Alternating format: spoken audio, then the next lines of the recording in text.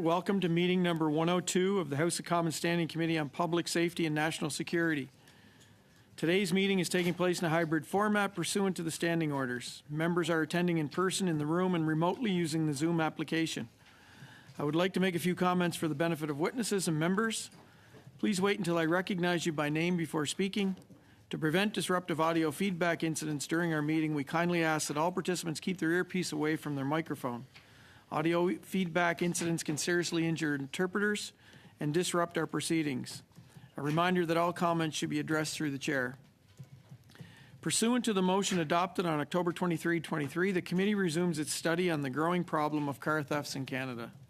We have today two panels of witnesses. I would like now to welcome our witnesses for the first panel. Ontario Provincial Police, Scott Wade, Detective Inspector. Royal Canadian Mounted Police, Matt Peggs, Assistant Commissioner and Commanding Officer of Federal Policing, Central Region, Division O. Martin Roach, Assistant Commissioner and Commanding Officer of Federal Policing, Eastern Region, C Division. Canada Border Service Agency, Aaron McCrory, Vice President, Intelligence and Enforcement. Up to 5 minutes will be given for opening remarks, after which we will proceed with rounds of questions. Welcome to all of you. I now invite Mr. Wade to make an opening statement, please. Thank you. Good afternoon. Bonjour. My name is Scott Wade. I'm a Detective Inspector with the Ontario Provincial Police. I'm assigned to the Organized Crime Enforcement Bureau, where I coordinate the Provincial Auto Theft Strategy, which includes the Provincial Auto Theft and Towing Team. The vehicles that we drive in Ontario have become a sought-after commodity. We have seen a dramatic increase in the value of used vehicles in this post-COVID-19 economy. Organized crime networks have taken the opportunity to exploit the global supply and demand for vehicles and vehicle parts, using profits from these thefts to finance other criminal activities such as drug trafficking, firearms trafficking, human smuggling and trafficking, and international terrorism. Organized crime groups travel interprovincially to major metropolitan regions using spotters to identify vehicles, thieves to steal them, and runners to transport the vehicles to points of export. Many offenders have previous convictions for serious offenses and use violent carjacking and home invasions to acquire the targeted vehicles. We know that these vehicles are often placed in sea containers and find their way to the Port of Montreal for furtherance to Europe, Africa, and the Middle East. Once on our Ontario roadways, these vehicles are recklessly driven, threatening public and officer safety. When arrests are effected, the accused is often in possession of drugs, weapons, including firearms, and technological devices such as reprogrammed key fobs, used to facilitate the theft of vehicles. The problem is very complicated and far from a victimless property crime. In the OPP, we continue to work with our municipal, provincial, and federal policing partners to ensure that these offenders do not go undetected. This includes intelligence sharing and active enforcement measures. The Ministry of the Attorney General has dedicated Crown attorneys and support staff for the major auto theft prosecution response team, and we continue to work closely with them to ensure investigative excellence. Collectively and collaboratively, we are responding to the national crisis of public and officer safety by disrupting the transnational criminal market being controlled by organized criminal networks. By working in tandem with the insurance industry, auto manufacturers, and all levels of government to develop long-term solutions aimed at drastically reducing the number of vehicles being stolen, we are seeing incredible results. As an example, the OPP has been working with Canada Border Services Agency, our Ontario policing partners, the Criminal Intelligence Service of Ontario, Service de Police de la Ville de Montréal, and the Sûreté de Québec at the Port of Montreal as part of Project Vector, recovering over 600 stolen vehicles prior to illegal exportation. We have successfully worked with the SPVM, Montreal Police, to arrest 34 accused in the city of Montreal as part of Project Volcano. These accused were all wanted on outstanding arrest warrants from Eastern Ontario. Additionally, the OPP continues to facilitate Project Emissions. This intelligence probe was created as an intelligence strategy to counter the auto theft crisis by collecting and sharing information with our policing partners, provincially, nationally, and internationally. We prioritize the need for safety within our communities and for our officers. We must recognize that the level of violence associated with these organized crime-directed vehicle thefts. We stand with our policing partners in calling to continue strengthening our port security and monitoring mechanisms to disrupt the illegal exportation of stolen vehicles, and focus on our intelligence strategies and enforcement strategies, continuing to work collaboratively with this information, and seek stronger minimum sentences for repeat offenders, the creation of offenses related to possession for the purpose of trafficking and/or exporting a stolen motor vehicle, and consideration to be given to the availability of the maximum criminal code penalties currently available. Thank you, merci, and miigwech. Thank you, Mr. Wade. I now invite Mr. Peggs and Mr. Roach to make opening statements, please. Mr. Peggs. Sure. Monsieur le Président, j'aimerais vous Chair, I'd like to thank you for the opportunity to speak before the committee today to share some of the important work underway to combat auto theft. During the National Summit on Auto Theft, it was clear that many Canadians are feeling the impact of this serious crime. There is a concerning volume of vehicle theft in Canada, including an increased occurrence of violent thefts. Auto theft is directly affecting the safety of our communities. The summit also made clear that solutions require strong partnerships. Combating vehicle theft requires cooperation among law enforcement organizations, governments, industry, and international partners.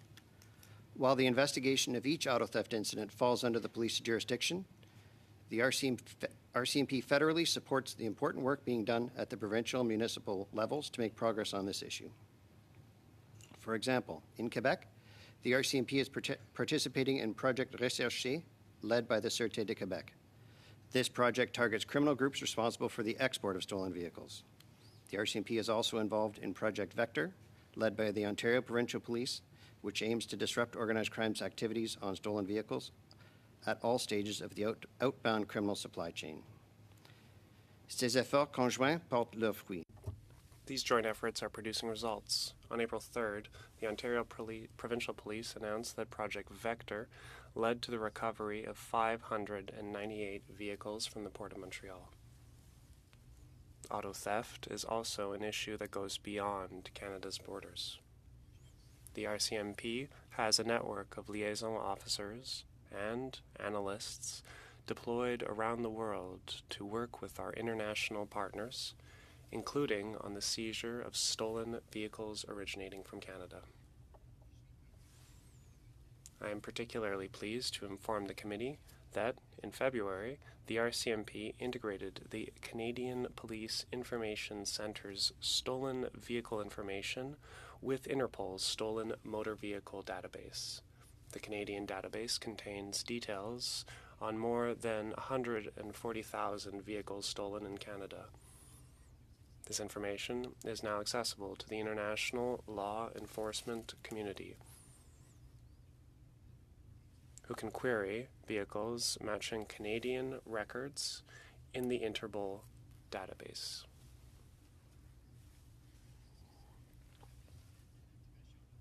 In the first 6 weeks of the integration with Interpol's database, there were over 1,000 notifications related to Canadian records, and the RCMP has received over 150 new direct requests for international collaboration. Intelligence resources continue to collect and analyze intelligence to inform our direction. Nationally, the RCMP hosts the Central Bureau for the Criminal Intelligence Service of Canada, which delivers criminal intelligence products and services to the entire Canadian law enforcement community and other key stakeholders responsible for public safety. In closing, I'd reiterate that the RCMP is fully engaged with partners to combat auto theft and to ensure that the criminals are held to account. We look forward to answering the questions that the committee members may have today. Mr. Peggs. Mr. McCrory, please. Good afternoon, Mr. Chair and honourable members of the committee. Thank you for having us here today to respond to your questions.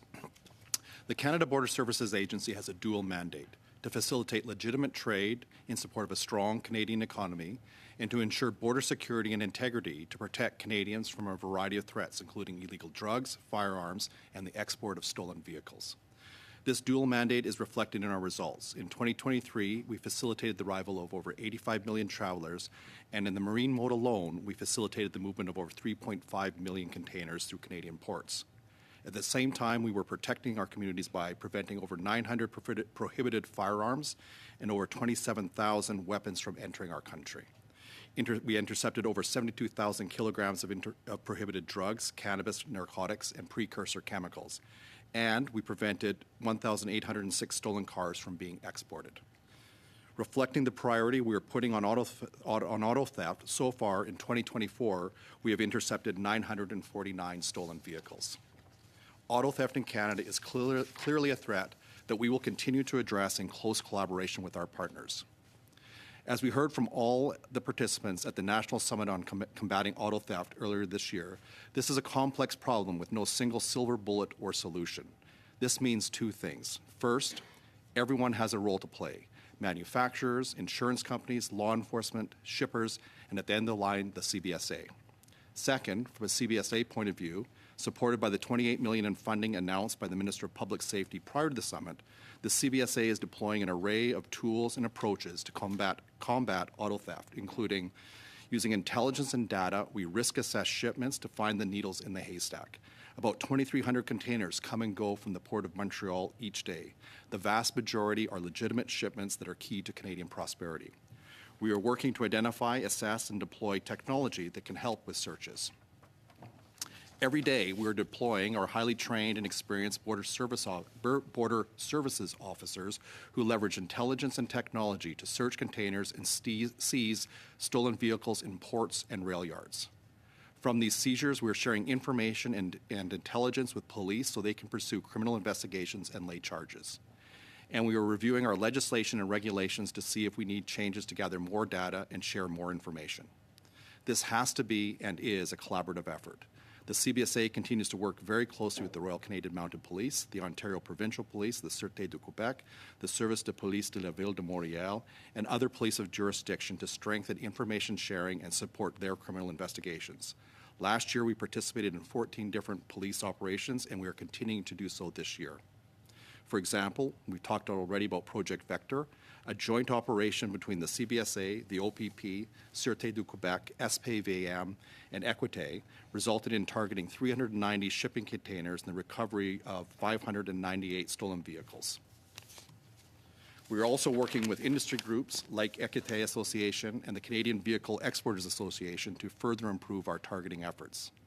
As I noted earlier, auto theft is a complex problem that requires all players, manufacturers, insurance companies, shippers, law enforcement, and the CBSA to play a role. Collectively, we need to make it harder to steal cars. We need to make it harder to move stolen cars to a port. We need to target the criminals stealing cars, and we need to recover stolen vehicles in ports and rail yards.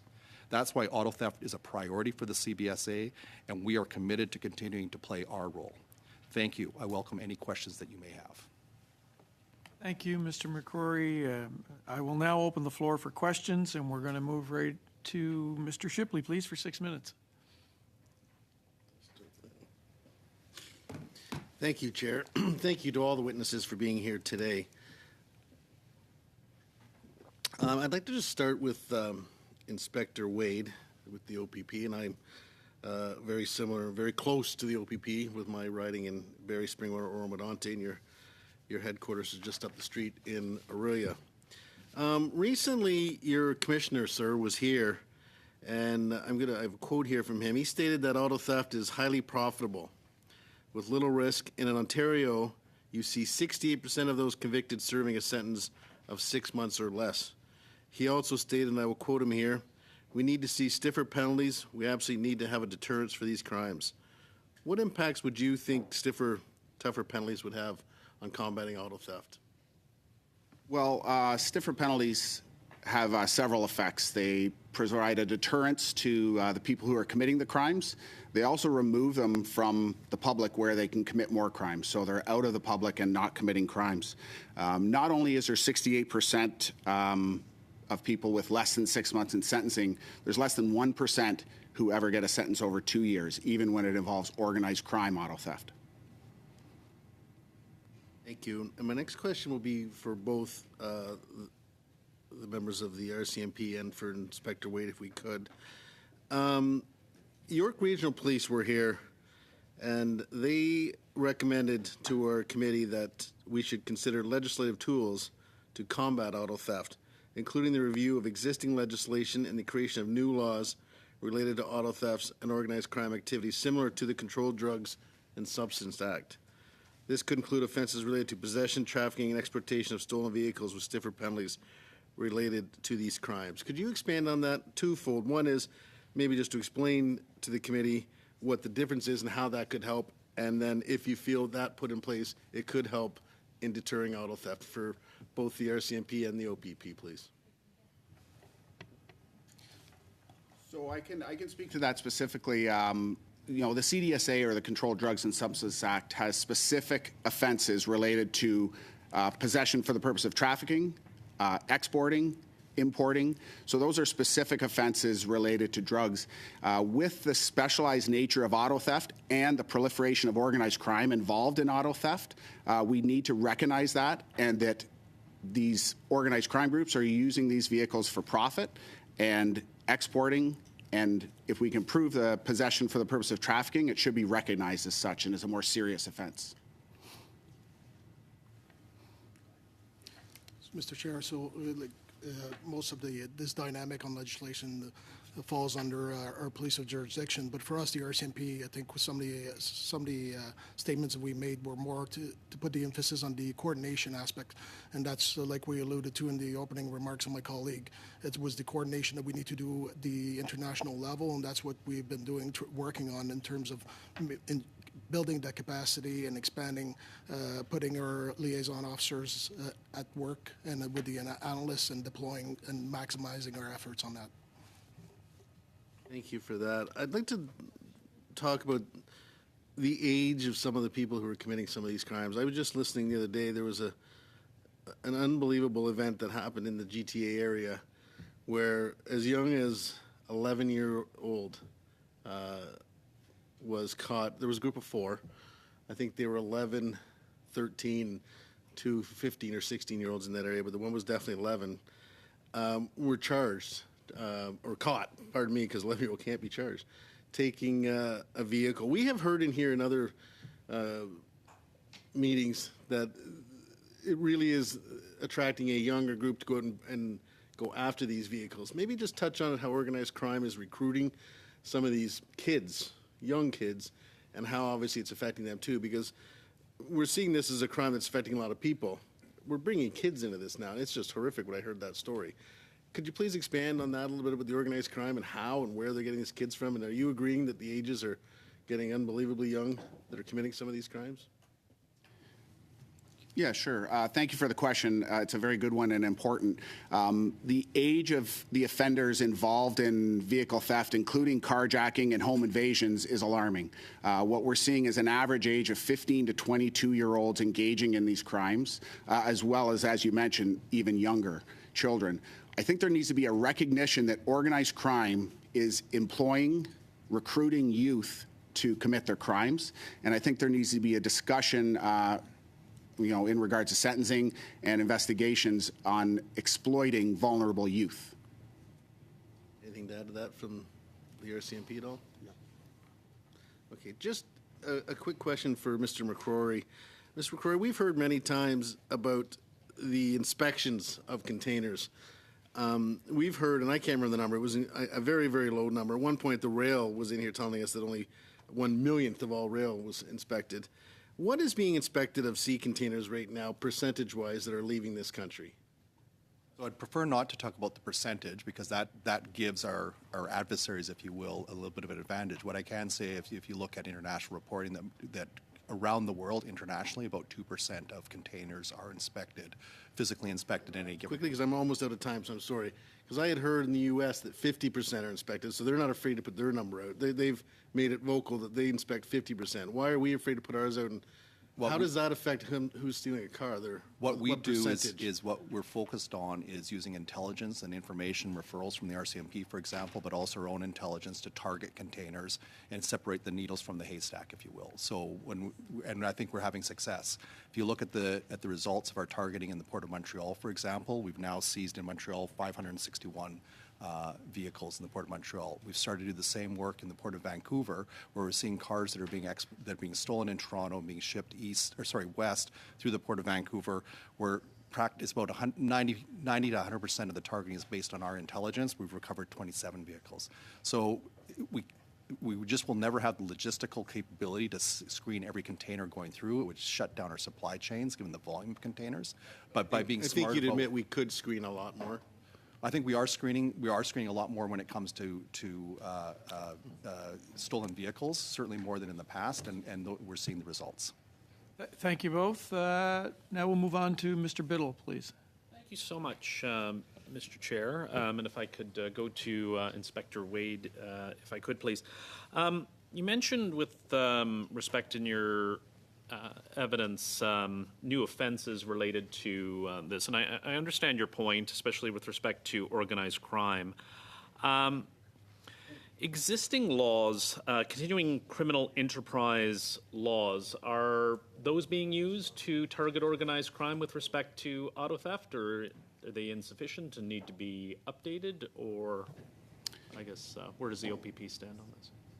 So again, a good point in regards to criminal organization legislation, and in the Organized Crime Enforcement Bureau of the OPP, it's our focus with every investigation. If we can apply that law, if we can apply that legislation, that we will. And since most Canadians probably watch more Law and Order, or as much Law and Order as I do, this would be similar to RICO-style laws that exist in the United States that are on the books in Canada. Is that fair to say?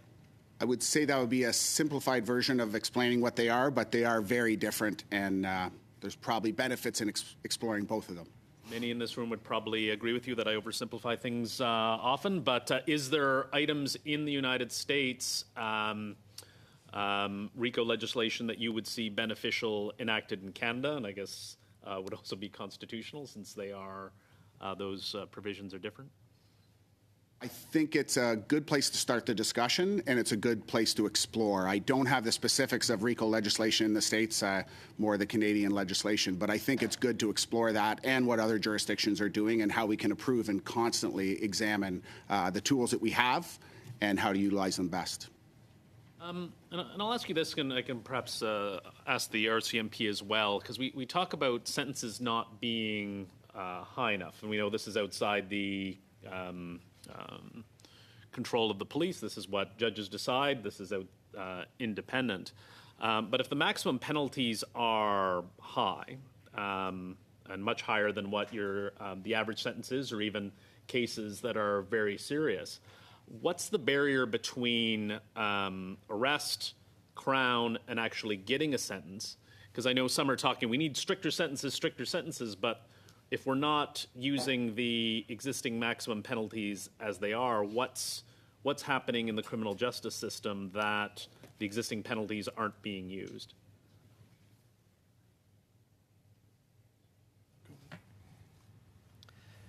Honestly, don't know how to answer that question.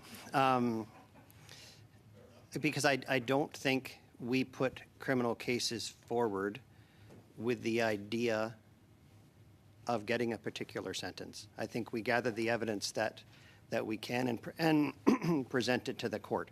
So, to be honest with you, I know I raised my hand to answer this question, but I don't think I don't have one other than to say that we bring the evidence forth and then the court makes those decisions. And I appreciate that, but at the same time, I think police are telling Crown attorneys and your partners in on that side of things that this is serious, and I think Crowns understand that this is serious, involves organized crime, and there's gangs involved in the violence, and judges live in our communities. They see it with their own eyes, and so I guess I'm at a loss as to there's been some talk of new legislation or increasing penalties, but there's already penalties on the books to deal with the serious nature of this, and I'm just understanding what the roadblock is, because if we increase the maximum penalty another 2 years or 5 years, and we're still getting sentences in the range they are now, we haven't really done anything. We've just checked a box, and that hasn't done anything. I'll check the chair to see how much time I... 2 minutes. Oh, I thought I'd been rambling more than that. I was wondering, first I'll go to the OPP and then to the RCMP. What is your relationship like with CBSA in terms of partnerships, and are there any changes that need to be made? Thanks for the question. I can say that our relationships and partnerships with the CBSA is excellent. We're working on many fronts in Ontario and Quebec. Traditionally, the OPP hasn't come to Quebec to, conduct enforcement and investigations. So I think that's we have traditionally, but this is a different way, and I think it's great. We're sharing intelligence. We're finding new ways, I think, to share information and considering, I think an evaluation of the Customs Act and, a broader application of sharing that intelligence and information, which is ongoing, and we've had excellent success as a result of those partnerships. Mr. Chair, if I can speak for the RCMP, our relationship with CBSA is excellent, and we have it on many fronts, not only on auto theft, but when we look at the border, when we look at firearms, these are dynamics that bring our organization together. We sit on multiple committees within the province of Quebec, Ontario, and then at the national level, where we look at those dynamics holistically. When it comes to auto theft, there's various committees when it comes to intelligence, but also in private sector liaison committees involving Equité Association and many other organizations where CBSA is at the table as well. So there's a great relationship. And as we spoke in our opening remarks, the international perspective that we brought in terms of linking our database, CPEC database, with the stolen motor vehicle database of Interpol, there's a big part that CBSA plays in that role as well, right? So much. Thank you. Thank you, Mr. Biddle. Ms. Michaud, please, for 6 minutes.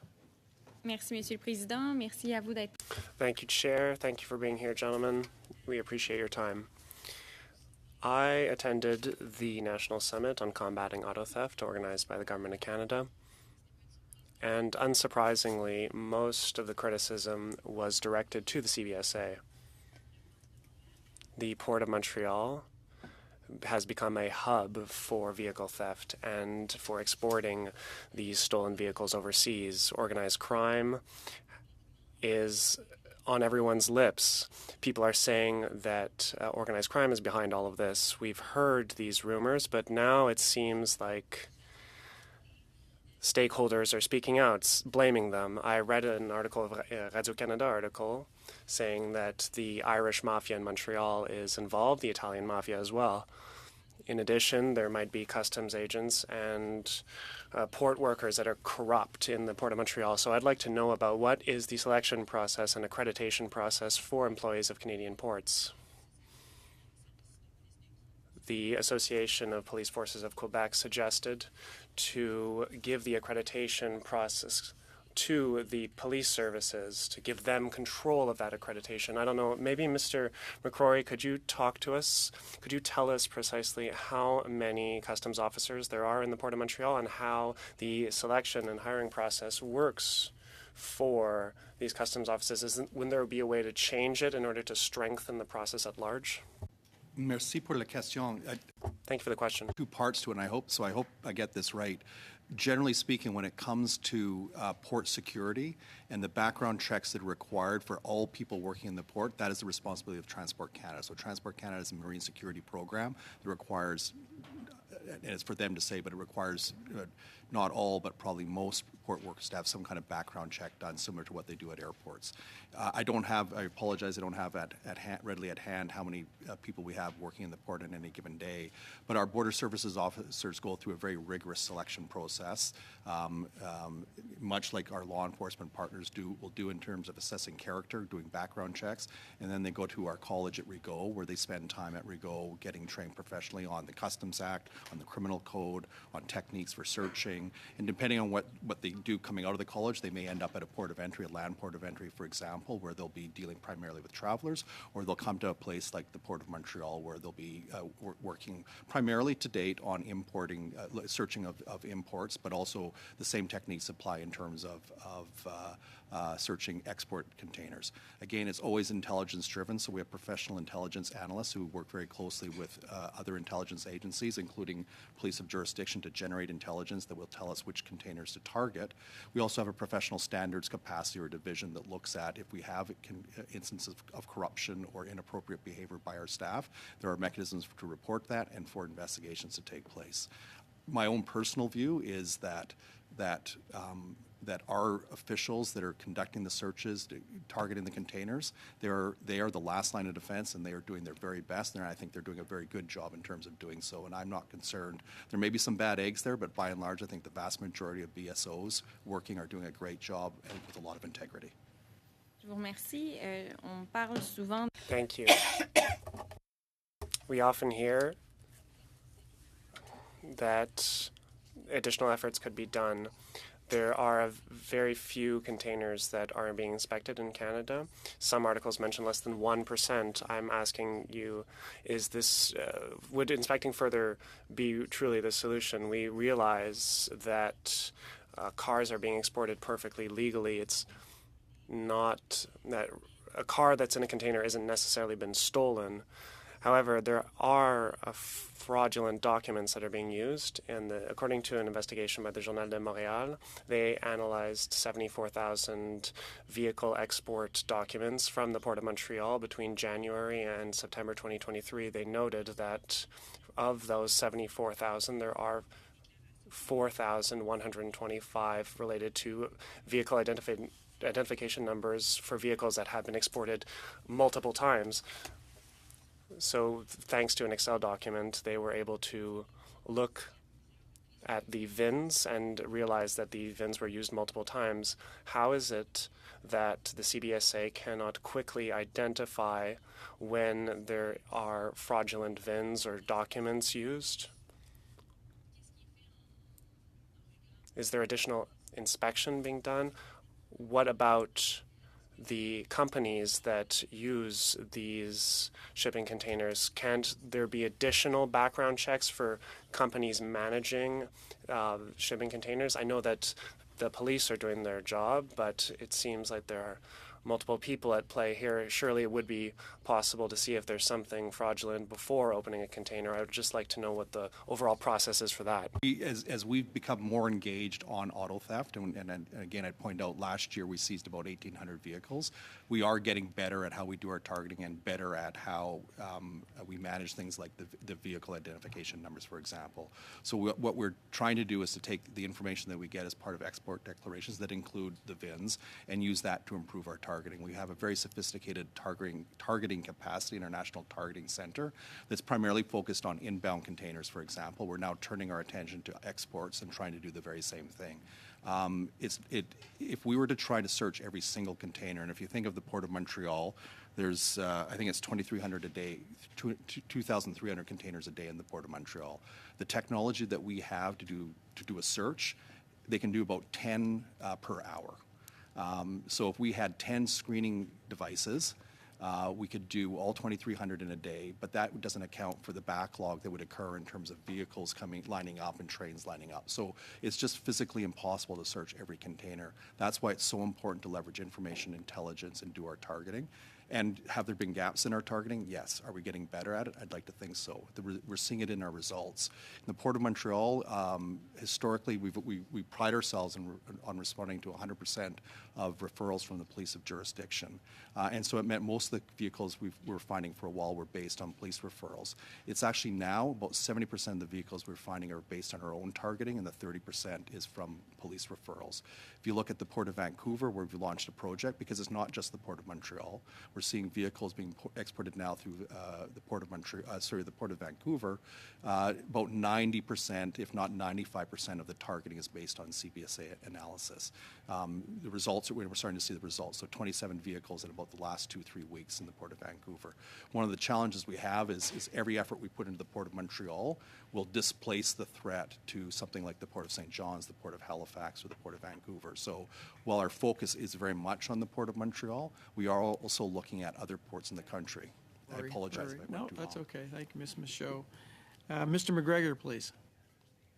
Thank you very much, Chair. It's certainly good to be back around my old stomping grounds around the Public Safety Committee. I'd really like to thank our witnesses for helping guide us through this really important subject. I think your expertise is going to be very valuable for us in issuing a report with recommendations. Detective Inspector Wade, I'd like to turn to you first, and it's along the lines of the questioning that you received from Mr. Biddle.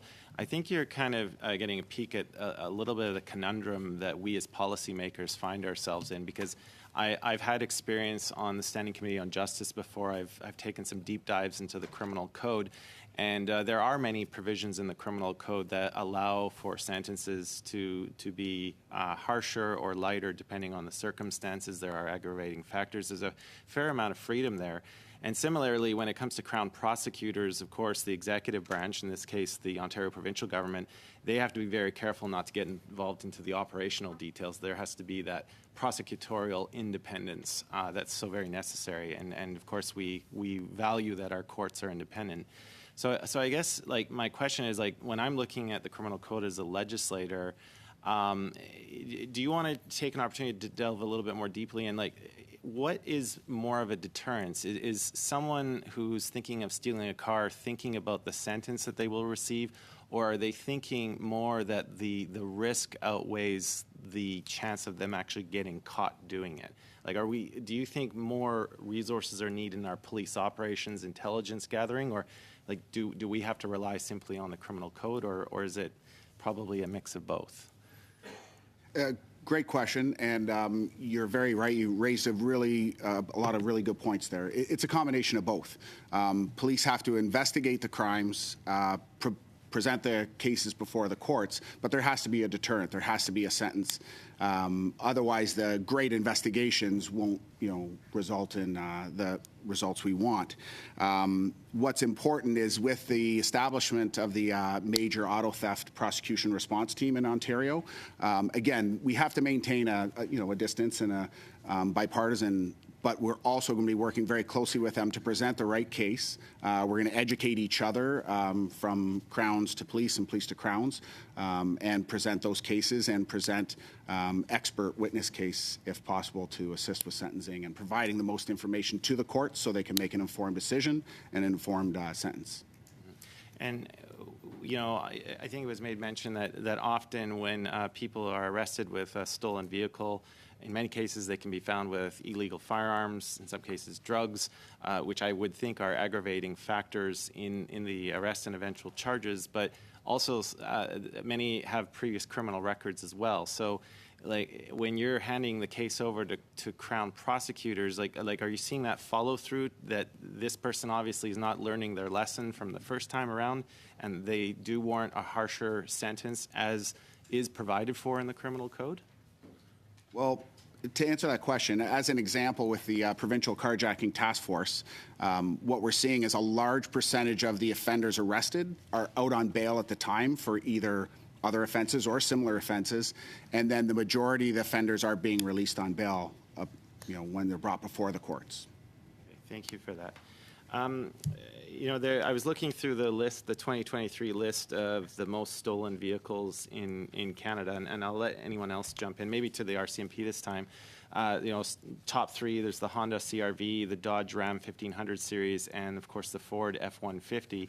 Are we finding that those particular models are being stolen because they are so numerous, or is it a particular design flaw? Like, what's your intelligence showing as to why these particular vehicles seem to be topping out the list? Does anyone want to jump in? there's multiple reasons why they're jumping out on top of the list. It could be sometimes of what the demand is at the other end. Overseas, it could be inaccessibility. Like there's all kinds of issues that are beyond just our intervention in terms of the RCMP. But we've found, like in the list of vehicles, we found all sorts of vehicles that go overseas. There's just not top three or anything. There's probably 20, 25 different types of vehicles that are being recovered, and it varies a lot. And depending on where they're found in the areas of the world, they all differ. And when it comes, when a stolen vehicle is recovered, and I think one of you mentioned the fact that you've found programmed key fobs, which allowed the thief to gain easy access to the vehicle. When it comes to like police reports on recovered stolen vehicles and the method that was used to steal said car, does it usually go through the insurance bureau and then to the car manufacturer? I'm just wondering how we can improve the lines of communication between what you're finding in your investigations and how car manufacturers are then taking that information to make a better product, which is less likely to be stolen. Yeah, I can speak to that. And I'd say it's a combination of all those approaches. We're gathering information from the cars that are seized at the port. We're sharing that information directly with Equite and other insurance industry partners. We have regular ongoing collaborative meetings with global auto makers.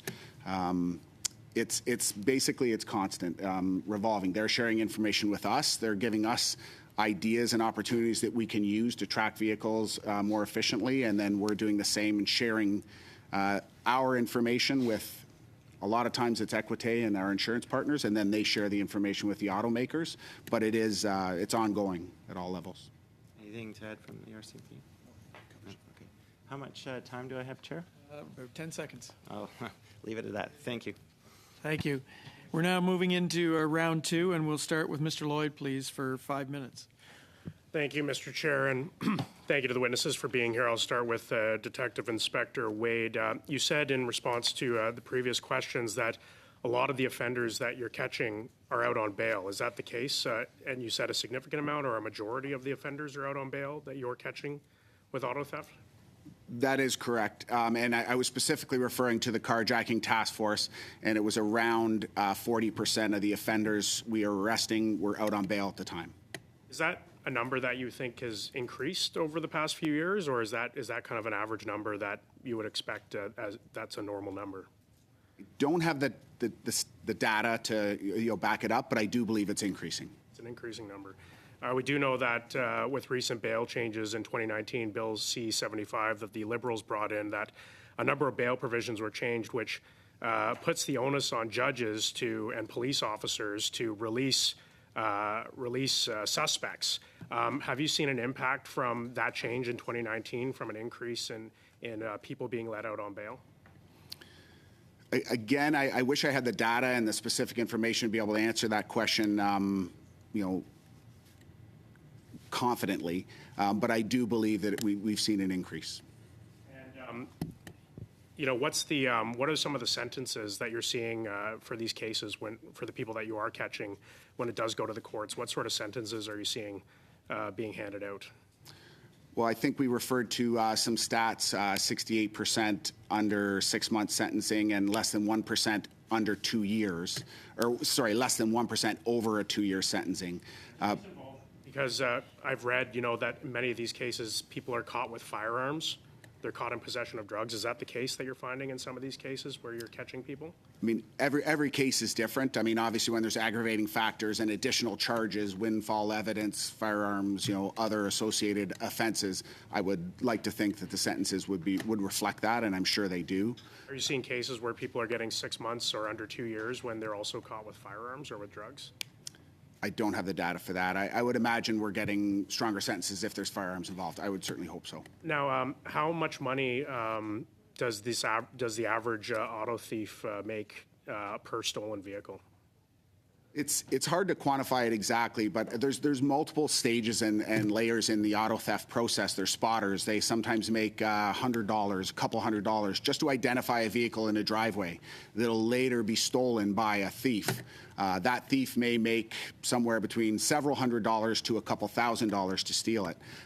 Then there's runners. One a night for the thief, or like are they doing multiples in every night usually? Again, I don't really have the data to support that, but we'll see crews. These are auto theft crews working together, and they'll steal multiple vehicles in one night. Okay, and you know, when we're seeing these sentences, do you think that the sentences, these 6-month sentences or these under 2-year sentences, that these are a deterrent for these criminals, or do you think that, you know, they feel that there's such a low likelihood that they're getting caught and the payday is so high, as you said, could be several $1,000s a night, that it's not really a huge risk for them? It's not really something they consider when they're stealing these vehicles. Well, I'd like to think that there's a deterrent with the sentences, and there should be a deterrent. That should be one part of it. You know, it's also, you know, providing justice and, you know, the public you know, a sense of safety. So it's a combination of all those factors. Now, with the you're aware of the Jordan principles in sentencing that came out from the Supreme Court in 2016. Do you think Crown prosecutors view, you know, these car thefts as just property crimes and less of a you know, place less importance on them than they do more violent crimes? I wouldn't say that, and I think the establishment, again, and I can only speak for Ontario, of the Major Auto Theft Prosecution Response Team is going to, you know, counter a lot of those issues if that is the case. But we work very well with all of our MAG partners in putting cases before the court and prosecuting them. Is that with so many violent cases, I mean, I think you'll agree, you know, there's some horrendous cases, sexual assault, sexual harassment of children, murders. There's people that are being let out because of the Jordan's principle because their cases are taking too long. And I think, you know, Crown prosecutors are being put in a very difficult position where they have to choose between getting time for, you know, an assault case or a murder case or a sexual assault case or booking time for vehicle cases. Do you think that they're having to make a compromise and, you know, give plea deals or give lesser sentences in order to speed up convictions on vehicle thefts in order to get these more violent cases brought up so that they don't get taken out by Jordan's principle? Is that something that you're seeing on the front lines? I can't say that's something I'm seeing. What I can say is, you know, Jordan is something that we're working with. Our police officers are adapting and changing the way we investigate crimes, the way we conduct disclosure, and working with the Crowns in that manner. So, thanks. Thank you, Mr. Lloyd. Now we're moving on to Mr. Gahir, please, for 5 minutes. Great. Thank you, Chair, and thank you to the witnesses for appearing before the committee. To Mr. Wade, just initially, could you please provide the data about more crimes being committed by those on parole, whether it's on the rise or not? We would like to see the data. Otherwise, it's just anecdotal. So, I mean, I can obtain specific data if that's what you're looking for. What I can speak to is the Provincial Carjacking Task Force.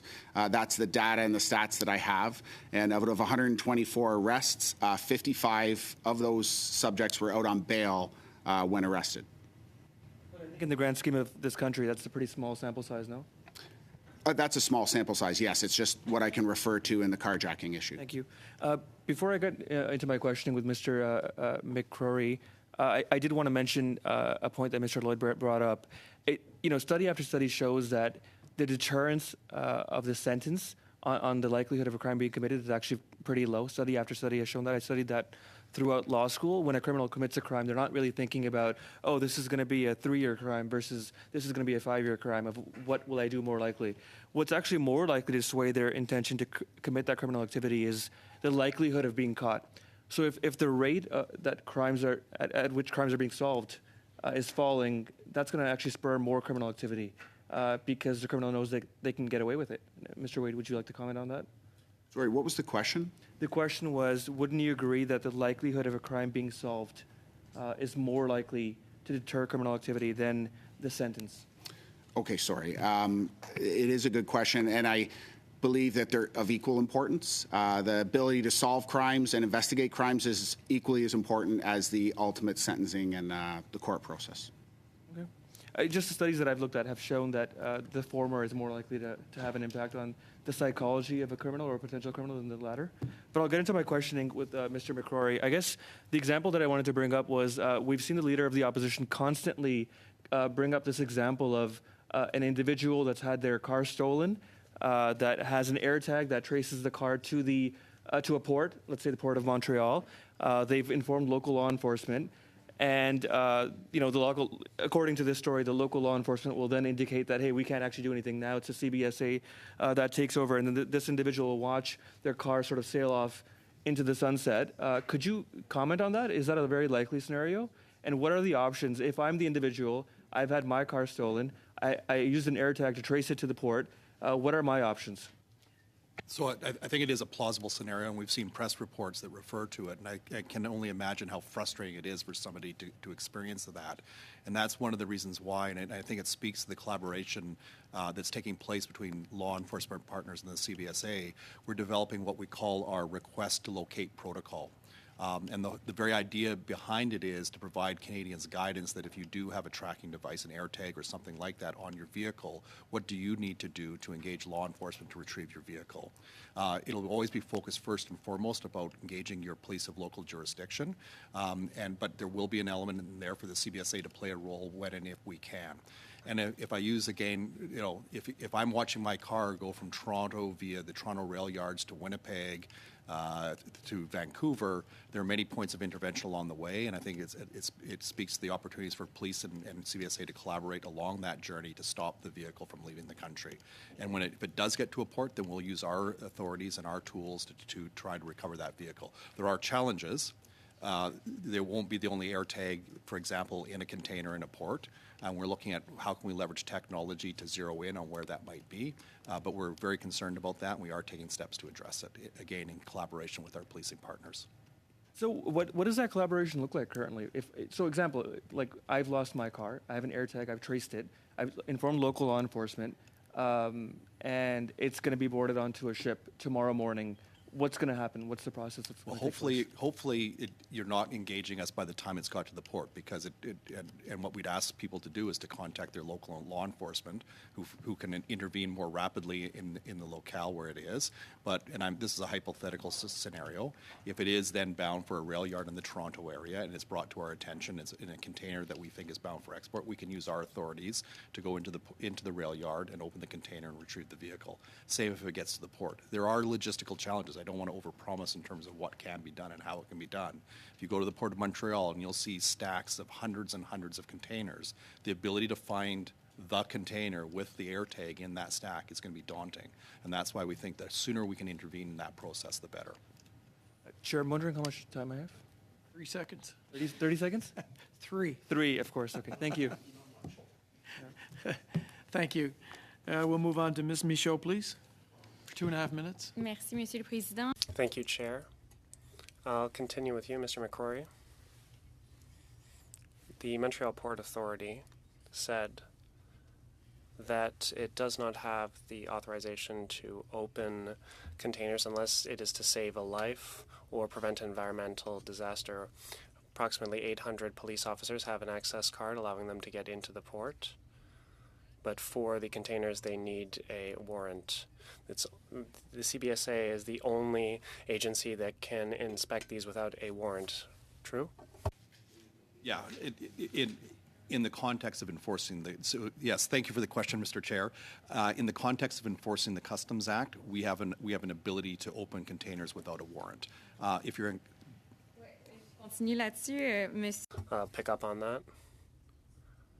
The president of a union, Mark Weber, testified before the committee and said that there's only 8 customs officers at the Port of Montreal. He said that there was a blatant lack of staff at the Port of Montreal. In fact, it seems that there is a lack of resources across the CBSA.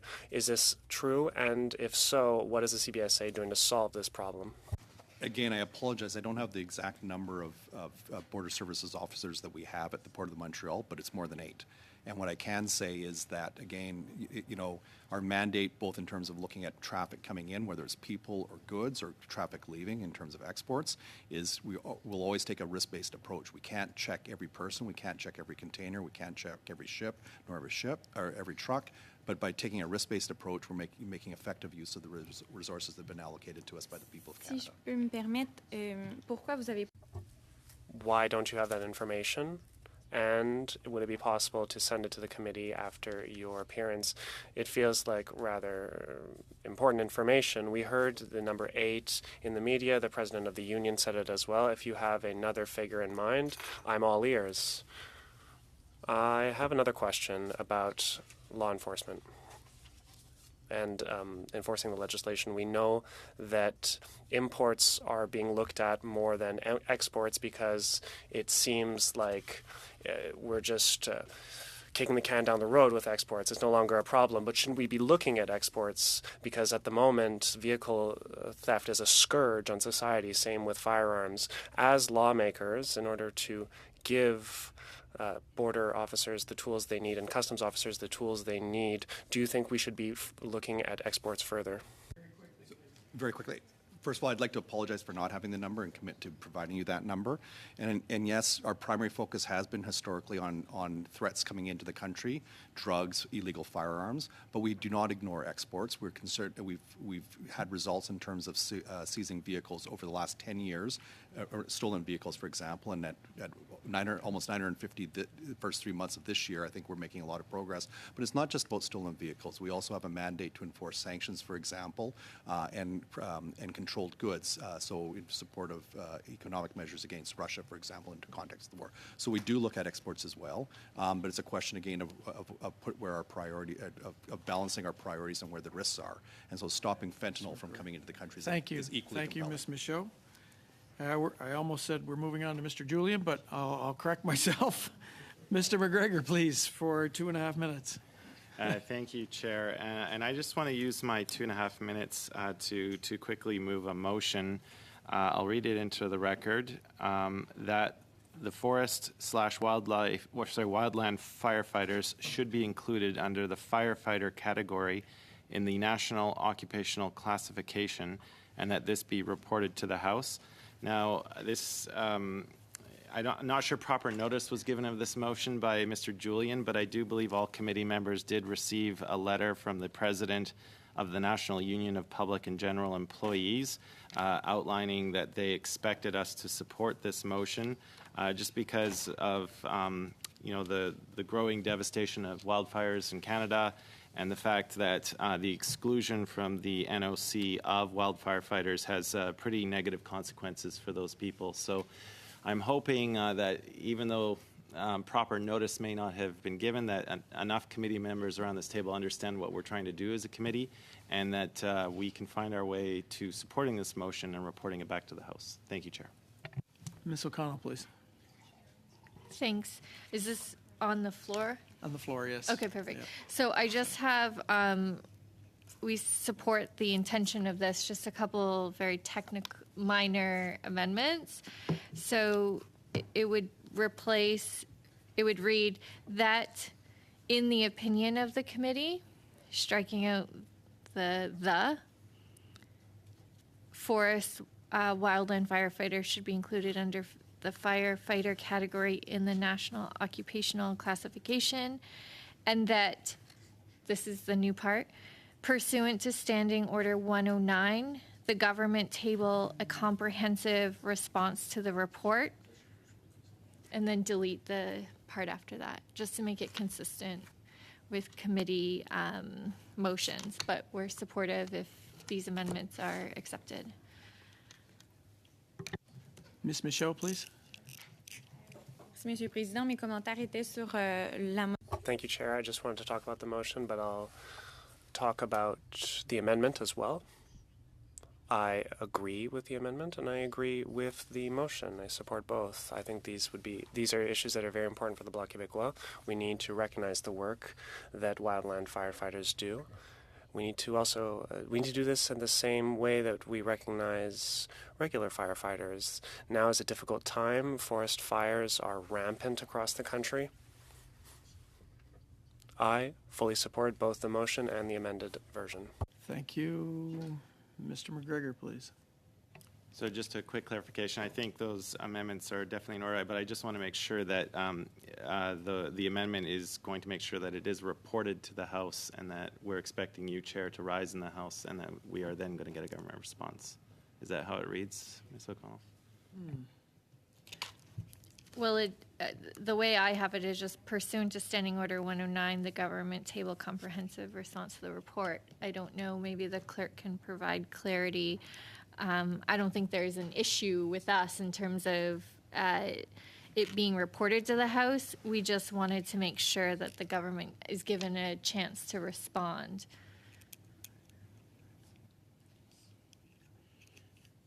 Mr. Lloyd, please. Thank you. And I want to say at the outset, that Conservatives are fully in support of this motion.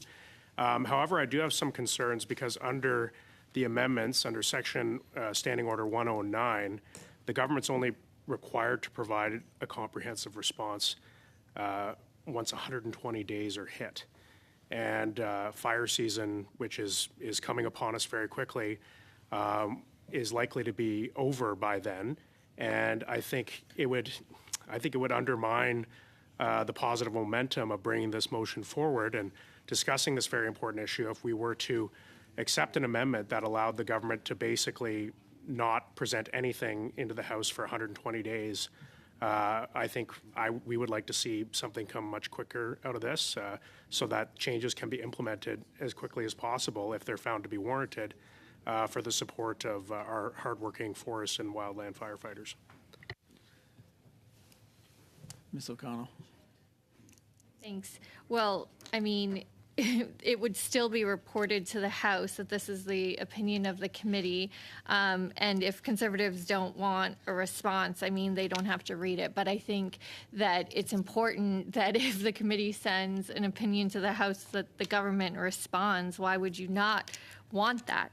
So, and if in terms of how many days, that's a maximum. But I think to not support having a response doesn't do anything to undermine it, and it would still present to the House and to the government this committee's support for this motion. So I think Conservatives are just playing games with that, and that's unfortunate. But I think it's clear that we support this, and it's this committee's opinion to the House, and that we ask for a comprehensive response.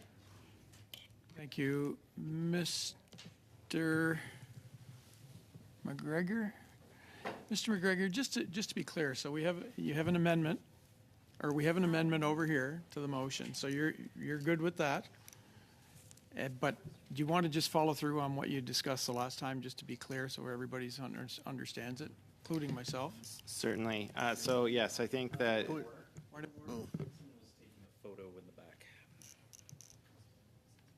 I thought you were going to say someone was taking a cookie. That would be upsetting as well, but I think someone is taking a photo. If that can be deleted from their phone. Yeah. Okay, just it's a point of order. Just yeah, okay. Burgundy tie. Yeah, that's good. You know what, witnesses, you guys likely are very interested in what we're discussing right at the moment. So you guys can depart at your time. So if we'll take 30 seconds for you just to clear your stuff out, and so we'll suspend for about 30 seconds just to give the gentleman time to remove themselves. Testimony.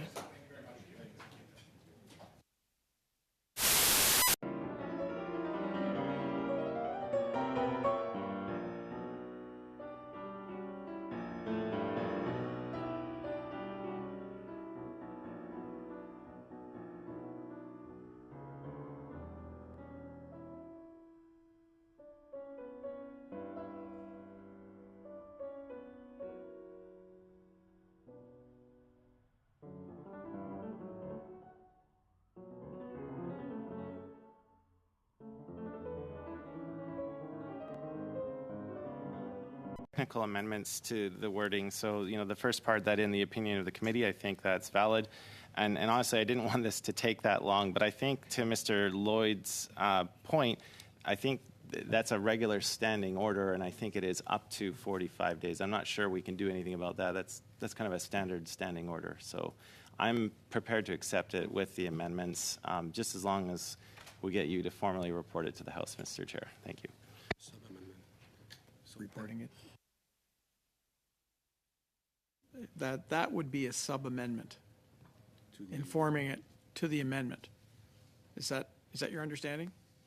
Yes. So, with Ms. O'Connell's interjection of under referencing that standing order, my sub amendment to the amendment would be that the clerk finds a way to say that the chair report this to the House, and that pursuant to Standing Order 109. That would be my sub amendment. Mr. Lloyd, please. Thank you. And I'm very glad that Mr. McGregor brought up that very important point, because that is a sub amendment that we could be strongly supportive of. We do want to see the chair report this important issue to the House. We do want to see a comprehensive report from the government. Hopefully it doesn't take 120 days, because I know there's been stakeholder groups that have been calling on the government to implement this change since at least 2019.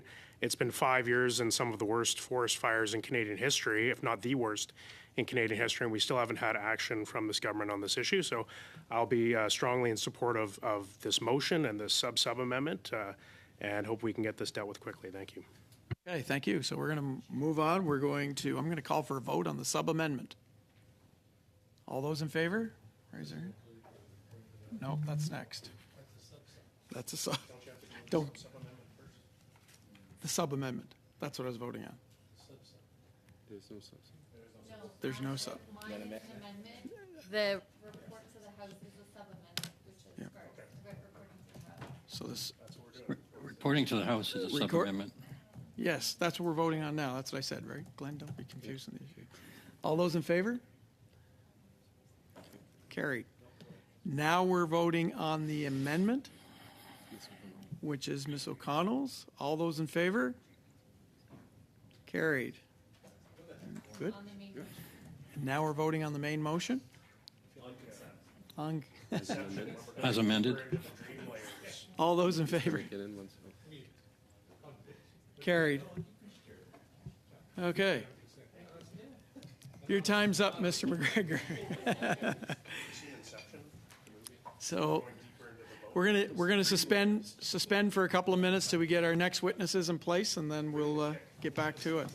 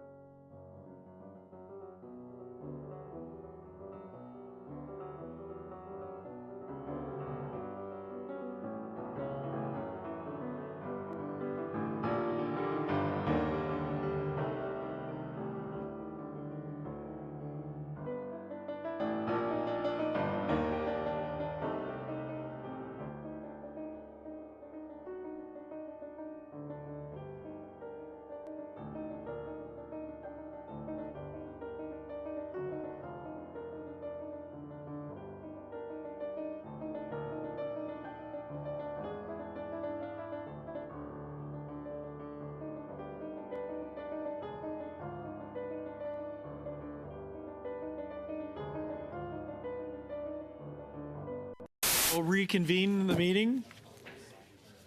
I call this meeting to order. I would like to welcome our second panel of witnesses. In person, Canadian Vehicle Manufacturers Association, Brian Kingston, President and Chief Executive Officer. By video conference, Automotive Parts Manufacturers Association, Flavio Volpe, President. Up to 5 minutes will be given for opening remarks, after which we will proceed with rounds of questions. Welcome to all. I now invite Mr. Kingston, please, to make an opening statement. Thank you. Thank you, Chair, committee members. Thank you for the opportunity to be here this evening and to participate in your study on car theft in Canada. Auto manufacturers are deeply concerned about the rise of car theft in Canada. The industry is actively working with stakeholders, including the federal government, provincial, municipal governments, insurance, law enforcement, to understand the challenges and find solutions to deter vehicle theft. Manufacturers are continually innovating and improving anti-theft measures to strengthen vehicle security for their customers. Vehicle theft deterrence and security system enhancements that are under development or deployed include passive ignition immobilization, active warnings in the event of an unauthorized vehicle entry, dash cams with surveillance modes, parts marking, hidden VIN markings, stolen vehicle location services, software updates, supplemental unlock code entry in the radio, and software lockdowns to prevent programming of extra key fobs, just to name a few. But manufacturers alone cannot reduce auto theft rates in Canada. Effective solutions to this crisis depend on correctly diagnosing the source of the problem. Vehicle theft rates have grown much faster in Canada than in the United States since 2021. This is despite stronger regulatory requirements for Canadian vehicles in the form of the mandatory engine immobilizer standard and fitment of the same technologies in new vehicles in both countries. So the question is, what explains this divergence in theft rates if we have more secure vehicles in Canada by default? The answer is concerning. Sophisticated, transnational organized crime groups have targeted Canada where the risk of prosecution is low and the financial reward is high. To successfully combat vehicle theft, we need a comprehensive plan to target organized crime groups and close the export market for stolen vehicles. Such a plan should include the following action items. Number one, funding for law enforcement. Law enforcement agencies require more resources to tackle vehicle theft, like the Auto Task Force that we just heard about. A dedicated auto theft reporting mechanism for the public would facilitate coordinated and expedited enforcement action. Expanded authorities for local law enforcement to access intermodal facilities based on stolen vehicle intelligence would also help stem the movement of stolen vehicles domestically. Number two, criminal code changes. The profits generated through auto theft grossly outweigh the risk of capture, prosecution, and sentencing for organized criminals. The criminal code needs to be strengthened so that there are real consequences for vehicle thieves. Number three, resources for Canada's Border Services Agency. Investments into personnel, container imaging machines, and remote VIN verification technologies would help stem the flow of stolen vehicle exports. The recent recovery of 598 stolen vehicles at the Port of Montreal underscores the vulnerabilities at our ports. And number four, policy coordination. Auto manufacturers are being asked to increase vehicle security while simultaneously being regulated by right-to-repair legislation, including at the federal level, to provide full access to the data stored and transmitted by vehicles beyond what is needed for repair. This works directly against the efforts of auto manufacturers to keep vehicle systems secure. And finally, no solution is complete without ongoing collaboration between manufacturers, government, and law enforcement agencies. We are committed to continued engagement. We thank you for the opportunity to be here today and present our recommendations and look forward to any questions. Thank you. Thank you, Mr. Kingston. Mr. Volpe, please. Thank you to the committee. Thank you to the chair and members for having us today to speak to this crisis and in our perspective from technology suppliers. The APMA represents hundreds of suppliers to original equipment manufacturer of vehicles in Canada and then around the world. That's hardware, some of which is used in vehicle security and in software. some of those advanced technologies that Mr. Kingston just articulated that are in high demand from automakers who are sourcing that in Canada. The industry in Canada ships $35 billion worth of parts and systems a year. We're a major international player.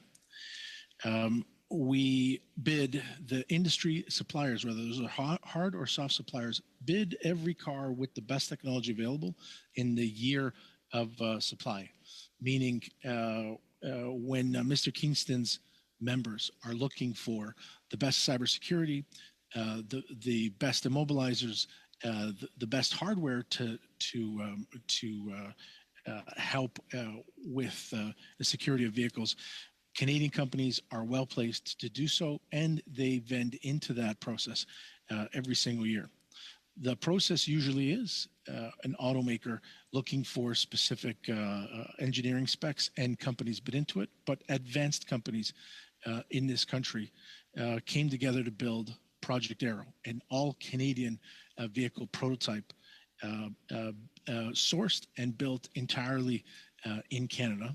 On that vehicle, we demonstrated a series of technologies, like a company called Myant out of Toronto that's textile computing, both in the steering wheel and in the seats, that help to track vitals and biometrics of drivers and passengers, and companies like Cybeats that are on the leading edge of cybersecurity, the software bill of materials on a vehicle that when a vehicle is stolen, those types of technologies come into play for both for the owner, the company that assembled that vehicle, and law enforcement. We bid from Canada the best tech to assembly around the world, but mostly focused on North America. And as you might expect, the competitive advantage when you own unique IP is none of that is ever open sourced. You're not out advertising how that security technology works, because for it to work, you also need to be discreet about it. I'll close with a personal story that helps to articulate where we are here. I've had 2 vehicles stolen from me, one in 1998 in a purely analog world. Car presumably was hot-wired and taken off a lot, and that was the end of that. The insurance paid me out, and worked with the local police service to get the reporting to the insurance. Very recently here in 2024, another vehicle stolen, and the process is a little bit different. This vehicle is plated in Ontario, stored in the U.S., stolen from a storage facility. The vehicle was stolen, and then the thieves broke into the facility to go get the keys. When law enforcement responded, the priority of law enforcement is the break-in. The vehicle was secondary, although we got to the vehicles and the reports within a day. Then you report to insurance company. Then I reported to MTO, Ministry of Transportation in Ontario, that a vehicle with Ontario plates was stolen, and then work with the automaker who has its own GPS tracking to give permission to police to track the vehicles. That's 2 to 3 days in that process. By that point, this is the only product that can get itself away from the scene of the crime in a unique fashion. It's very difficult to figure out where the vehicle is, especially if thieves who are just as technically inclined as the companies that assemble it immobilize those pieces. It is a crisis. We all own a part of it. I've spoken many times on this. Canadian technology suppliers, automotive suppliers are ready and willing, and are very actively demonstrating this technology and selling it to automakers around the world. But for us, the key is let's create the environment and the funding for law enforcement to tackle this global issue. Ours is a small window of what's happening around the world, and organized criminal activity in a very lucrative market where the product is gone rather quickly, and even the most earnest law enforcement and coordination amongst the industry takes a day or 2 or 3. Thank you. Mr. Volpe, right on time. Mr. Couric for 6 minutes, please. Thank you very much to our witnesses, and it's, I think, a valuable conversation to have here. We had law enforcement in the first hour, and now to have some of those involved in the manufacturing process. And in particular, I say that because what I've heard from the government side is that auto manufacturers, and I would suggest that probably applies to auto parts manufacturers and those who are working to develop the technology, that they're not doing enough, that it's mostly falls on the responsibility of the manufacturers. And I think we've all, and from your testimony and introduction, you have both stated how seriously you take this issue. So I'm wondering if both of you, and I'll start with Mr. Kingston in the room here, and then to Mr. Volp, but just wondering if you could quantify a little bit for us what the members of your organizations are investing in helping to actually address this issue, and then what more, some targets maybe you're looking at in terms of forecasting to see this very serious issue addressed. Thank you. Well, I can't give you an actual figure from what company investments look like because it's on an individual company basis in terms of what they spend, and that would not be made public or available to me. But what I can tell you is that there are, I just listed off a handful of measures that manufacturers have put into vehicles. That's just an example of the investments and initiatives that are undertaken by manufacturers to try and stay one step ahead of organized crime groups. We provided information into Transport Canada earlier this year that outlined in a very comprehensive fashion all of the measures and security features that are in vehicles. So it's a constant evolution to try and stem the flow of vehicle theft. But I think what we're seeing here is this diversion between theft rates in Canada compared to the U.S. show that we have a Canada-specific problem with respect to crime and the ability to move these vehicles out, because we have more secure vehicles in this country, yet they are being stolen more frequently. So if I could, and then Mr. Volp, I do want to get to you, but Mr. Kingston, it was alleged at an earlier meeting that manufacturers aren't hurt by the fact that when a vehicle is stolen, that person has to buy another vehicle. I'm wondering what you would say to that sort of suggestion. And then Mr. Volp, I'm hoping you can answer the larger question here. Yes, that's frankly preposterous. Manufacturers have a relationship with their customer through the dealership. They build that relationship over years. The last thing that you want to have happen is to have a customer have their vehicle stolen, and then they question the vehicle and the technology in it. So that is absolutely not the case. A manufacturer wants their customer to feel safe and secure, and to continue to come back to that manufacturer year after year when they need a new vehicle. So they are investing heavily in this and need this crisis to end.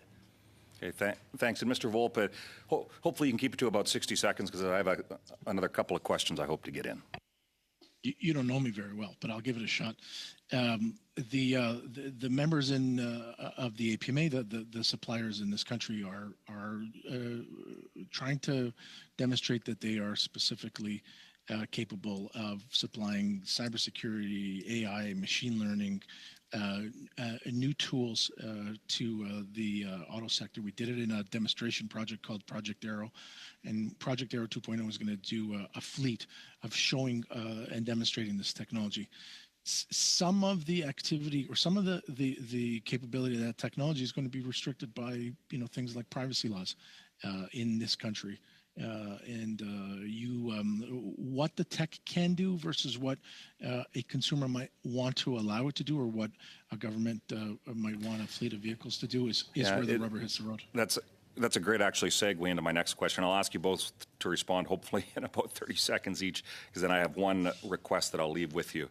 In the weeks after Ukraine invaded Russia, I'm still involved in my family farm, and I had to chuckle when the Russians stole a whole bunch of farm equipment from a Ukrainian a farm dealership, but then they got it to Russia and it was all immobilized, which the reason I chuckled was because it served them right, and they didn't end up being able to use, in that case, John Deere farm equipment. So immobilizers and things like that. I'm wondering if you could both quick comment on just how we can get more of that tech that can, whether it's a circumstance like a war, or whether it be somebody with a vehicle stolen out of their driveway, to make sure that that vehicle is not worth stealing.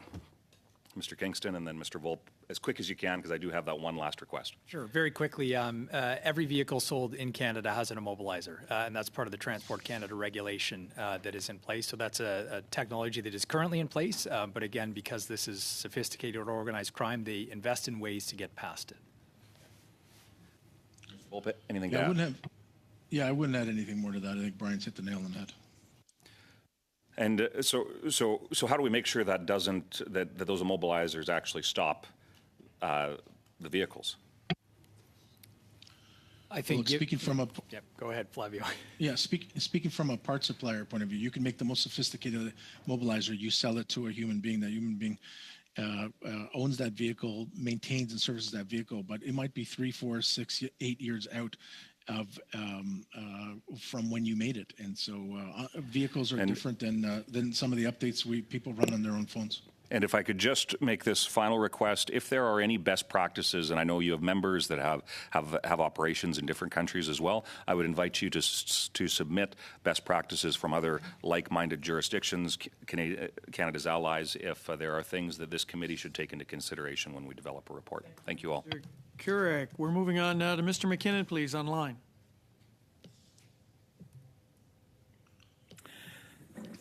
Well, thank you, Mr. Chair. So I want to carry on with the discussion of what manufacturers can do to prevent thefts. We heard during the National Summit to Combat Auto Theft that there was talk about consumer hacking devices. So I wonder if each of you could describe those kinds of devices and how they're used.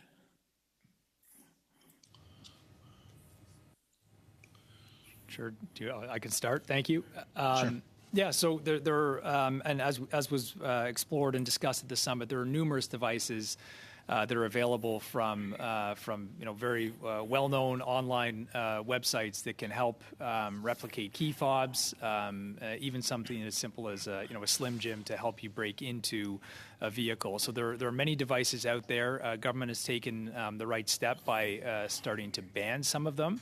But I just want to be clear that, on the day that something is banned, the day after, a similar device that accomplishes the very same outcome is released and sold in Canada. So it's a very difficult task to stay ahead of all of these third-party aftermarket and in many instances, illegal devices that are available to thieves.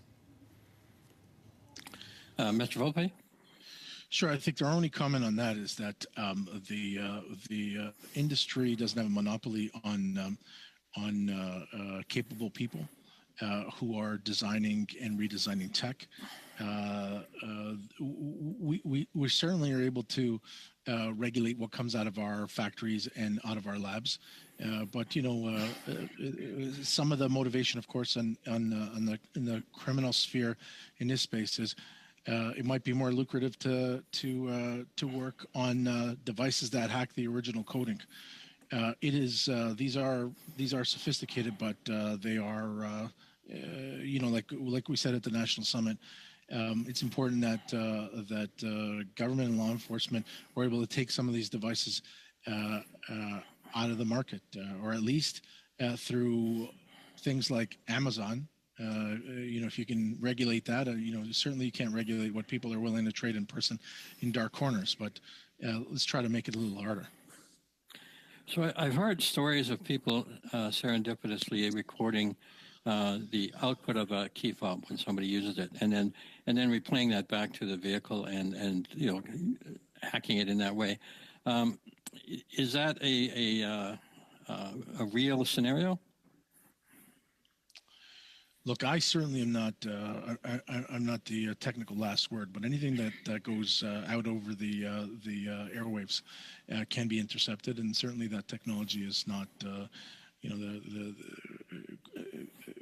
The criminal motivations are just as strong in some cases as commercial motivations. Yeah. I guess what I'm thinking of is that data encryption and so forth, secure communications is a byword in electronics these days, in computer technology.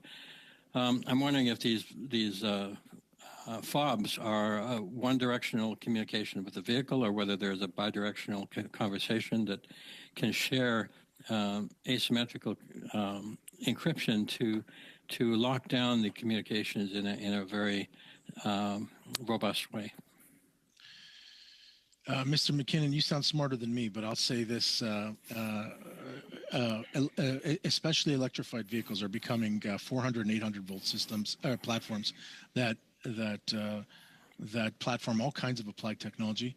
The vehicles themselves have more code in them than commercial airliners. It is the latest and the best technology, including encryption technology, that goes out in vehicles these days. It's just that they get sold, and once they're sold, unless the vehicles are connected over the airwaves with permission from the customer, it's difficult. It's not difficult to see how a 2-year-old or an 8-year-old vehicle might be an easier mark for criminals. Okay, thank you. I guess, and I don't remember who spoke of it, but one of you spoke of vehicle locating services, and that is of interest to me in terms of potential breaches of privacy. How do we enable vehicles to be tracked in that way without impinging on personal privacy? Off there. And hopefully maybe one of your colleagues can pick up on that. We're going to move now to Ms. Michaud, please. Merci, Monsieur le Président. Thank you, Chair. Thank you, witnesses, for being with us this afternoon. It's always appreciated. The president of Equité Association came to testify before the committee and spoke about preventative technology against thefts. This was a technique that was used by the manufacturers in the UK. I always like comparing what we do to what is done in other countries.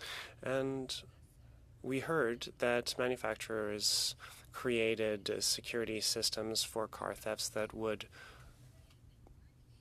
prevent prevent people from taking control of the network, and said that these are relatively simple to use.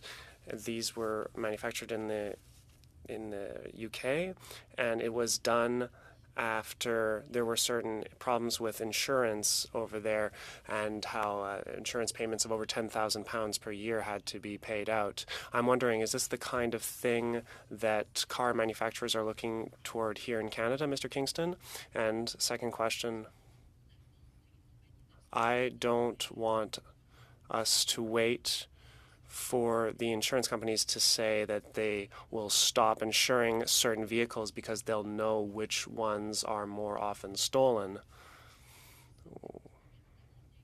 Sometimes we joke around by saying that it's better to have an old car because you're less likely to have it stolen. And in this day, it seems like technology has more ills associated with it than good things. So what is being done on the manufacturer's side to address this? Thank you. I can't speak specifically to the technology you mentioned in the United Kingdom, but I'm happy to look at it and see if that's one of the technologies that's being pursued or implemented by manufacturers here. Again, I just want to underline one key point. There is no technology, no single technology that will eliminate vehicle theft if we continue to have a thriving organized crime market in this country.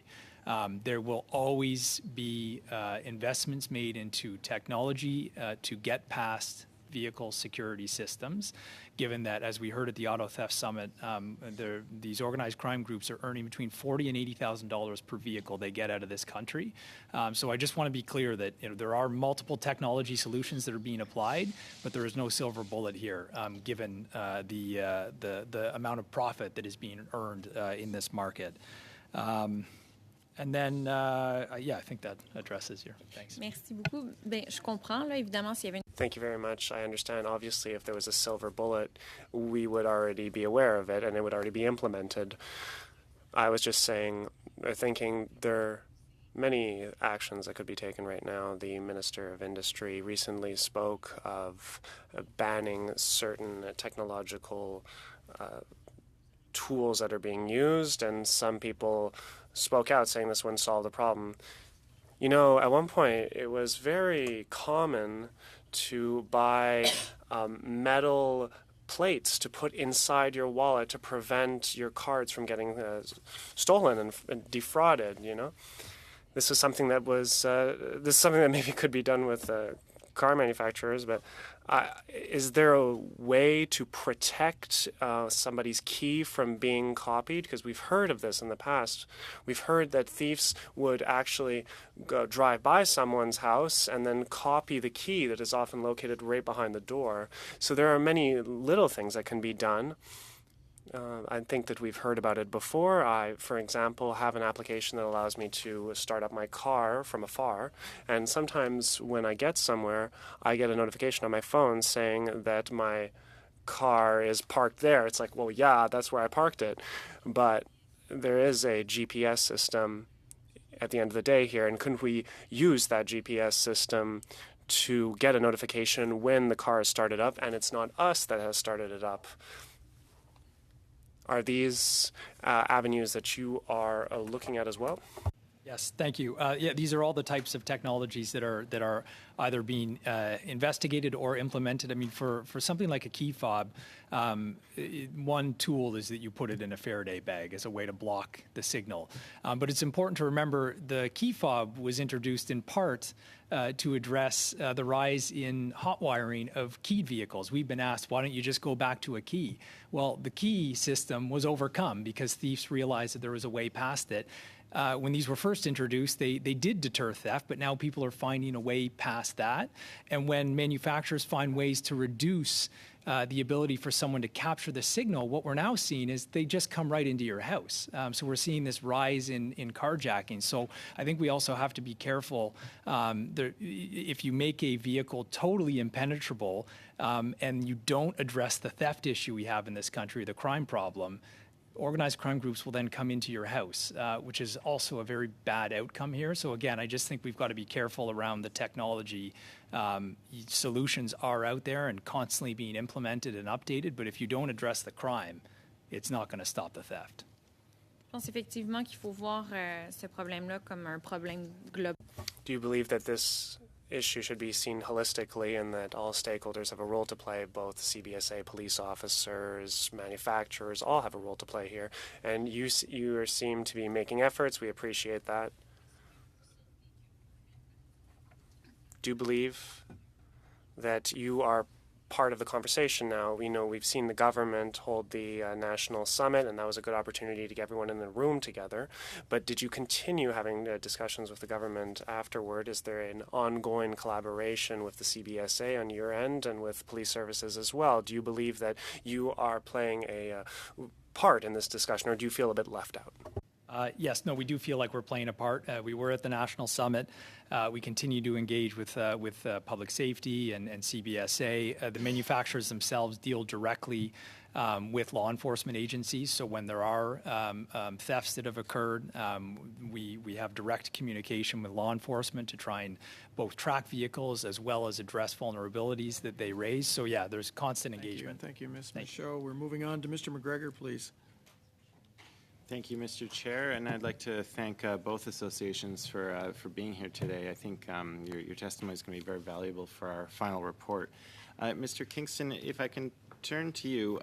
In the first hour of today's meeting, I was asking the Ontario Provincial Police, it was Detective Inspector Wade, just about the communication link between police, insurers, and car manufacturers about when police recover a stolen vehicle, their investigation will almost always show how the vehicle was stolen, et cetera. There was some, they made mention of the fact that they do recover fobs which were programmed to allow for easy access. I guess now I want to turn it to the opposite end of the spectrum, to you. How does your association sort of view those reports? Because I totally get your point. This is like an evolutionary arms race. Every time you come up with a new technology, thieves, of course, are going to try and overcome it. But just very broadly speaking, for this committee's benefit, like how do those police reports and aggregate data make their way back to you, and how is your association trying to learn from them and improve? Thank you. Yeah, excellent question. So there's a constant engagement directly between the manufacturers and law enforcement agencies They have teams that when they do recover a vehicle, they will investigate how it was stolen, what technology was used, what systems were perhaps overcome, and that information is shared with manufacturers so that as they investigate new ways to implement improvements to vehicles, they have that data and can understand and evolve the system. So it's a constant ongoing discussion between law enforcement and auto manufacturers, and they all have dedicated teams that focus on this specifically. Perfect.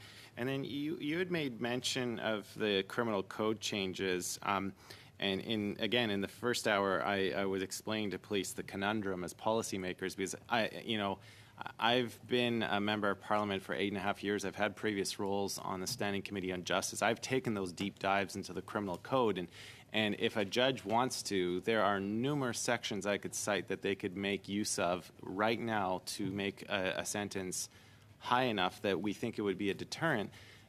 So with that in mind, I mean, do you think like it's Crown prosecutors that need to be pushing ahead with a firmer sentence, asking the judge to be a bit more harsh? Like this is the conundrum we find ourselves in, like as policymakers. We want to be effective, but I don't always think just focusing on the criminal code is going to do the job here.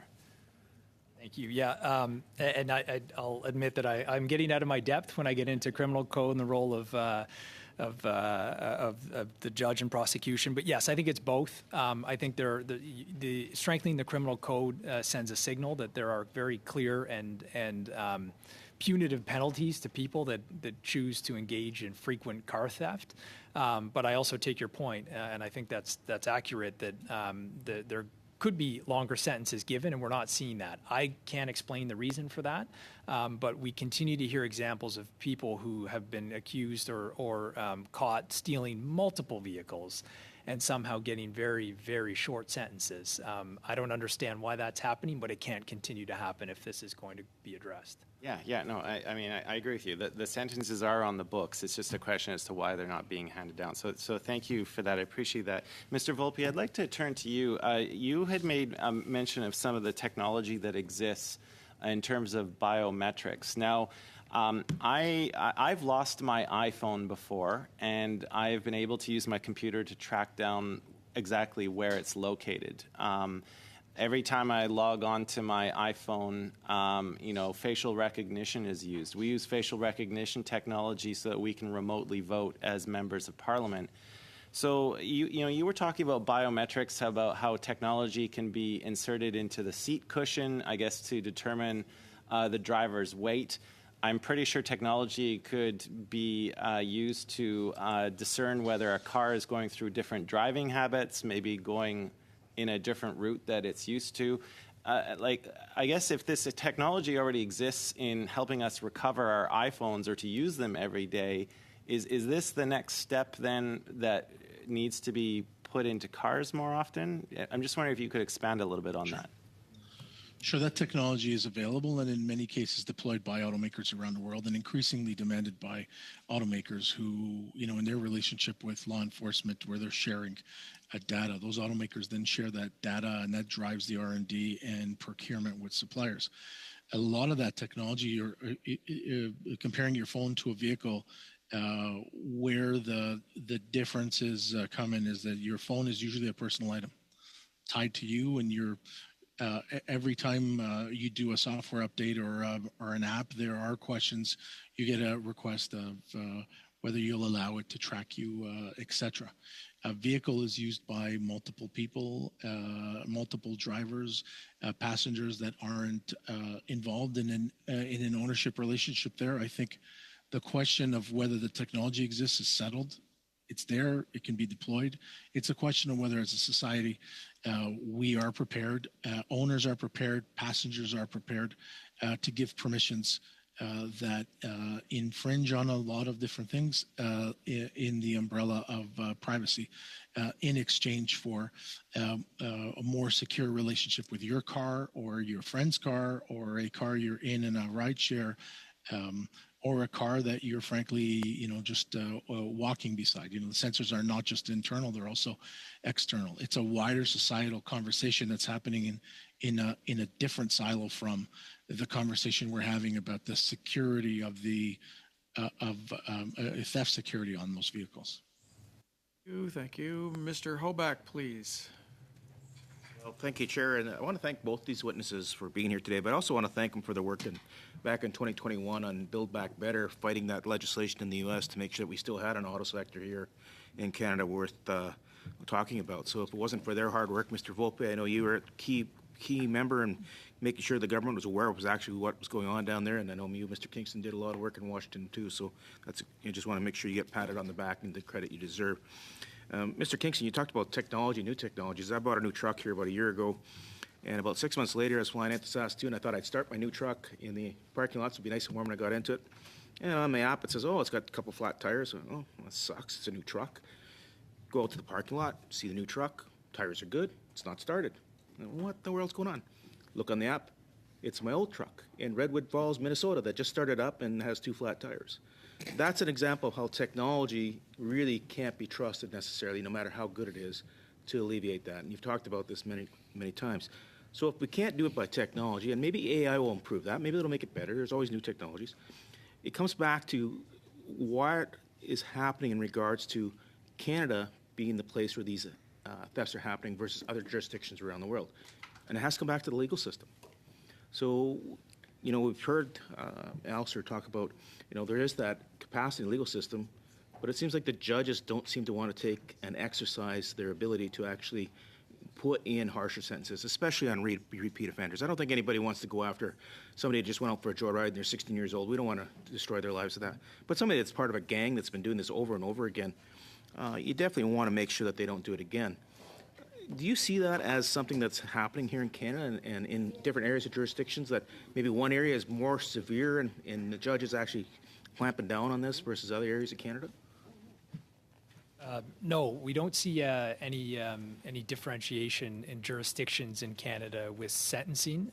What we're seeing right now is the main hotbed for this activity is really tied to the location of the port where these vehicles can be exported. So that's where most of the crime is occurring. But in terms of sentencing, I haven't seen any evidence that you're having longer sentences or terms handed out in different parts of the country.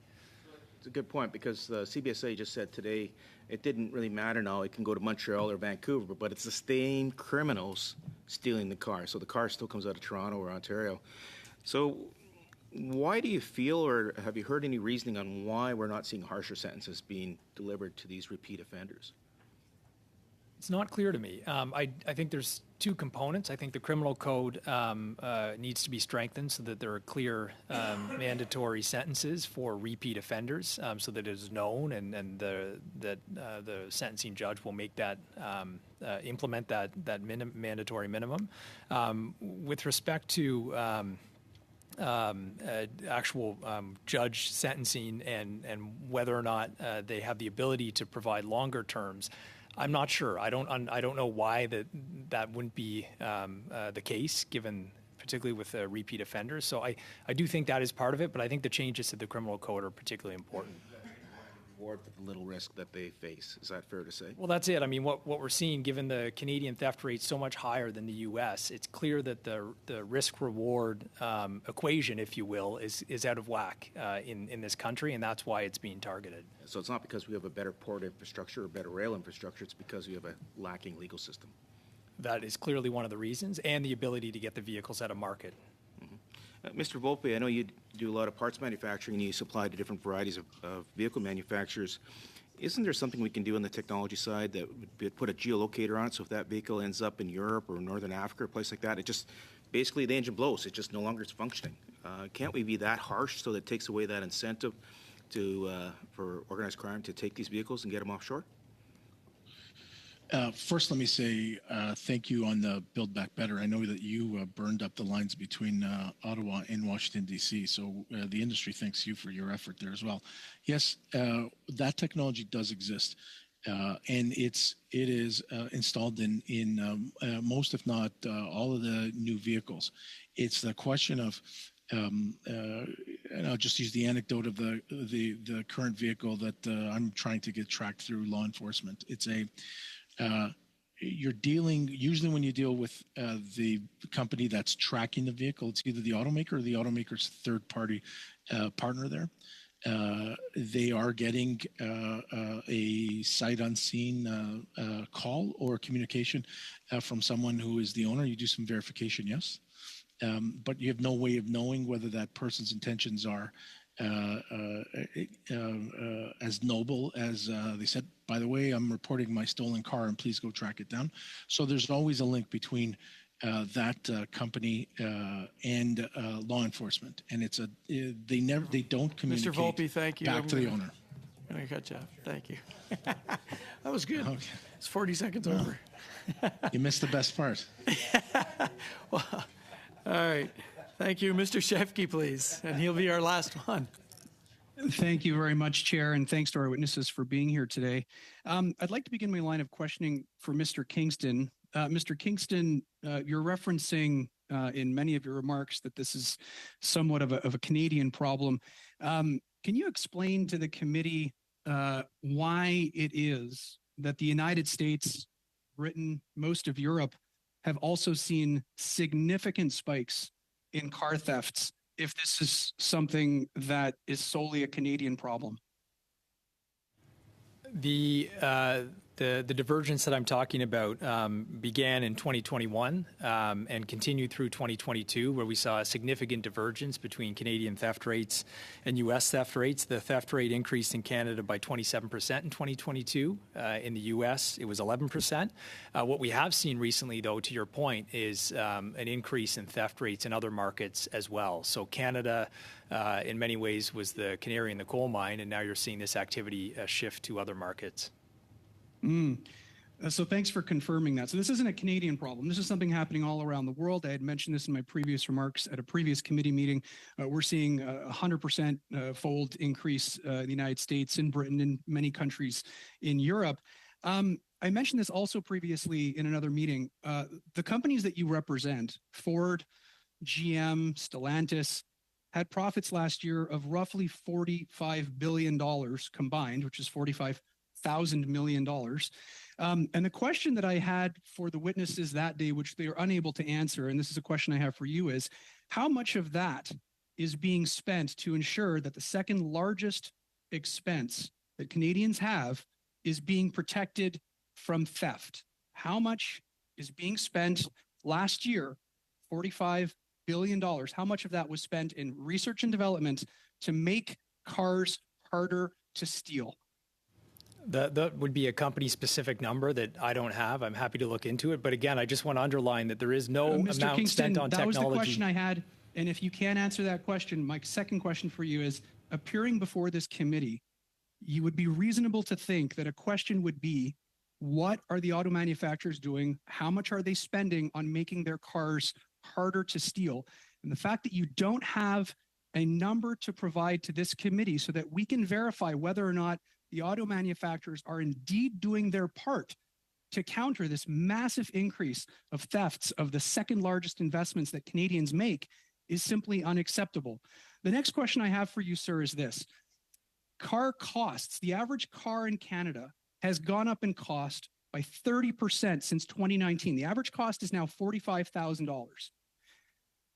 Why is it that they are easier to steal now, that they cost 30% more, and they have more technology in them than they were previous? Well, respectfully, I did provide you a list of all the measures that are being undertaken. We've also provided a comprehensive list to Transport Canada that outlines all of the different vehicle security systems that have been put in place. So while I can't give you a number, we have provided comprehensive information to the federal government on all of the measures that are in place. And I also want to be clear that we can't make all of this information public because that would be handing it over to the very groups that are using this so that they can find ways around these systems. So there is an element of this that needs to be kept Mr. secure. Kingston, I completely understand that. The one thing that I'm trying to figure out here is how much of the burden of this are your three manufacturers who made $45 billion in profits last year bearing, so that less of the cost is passed along to consumers?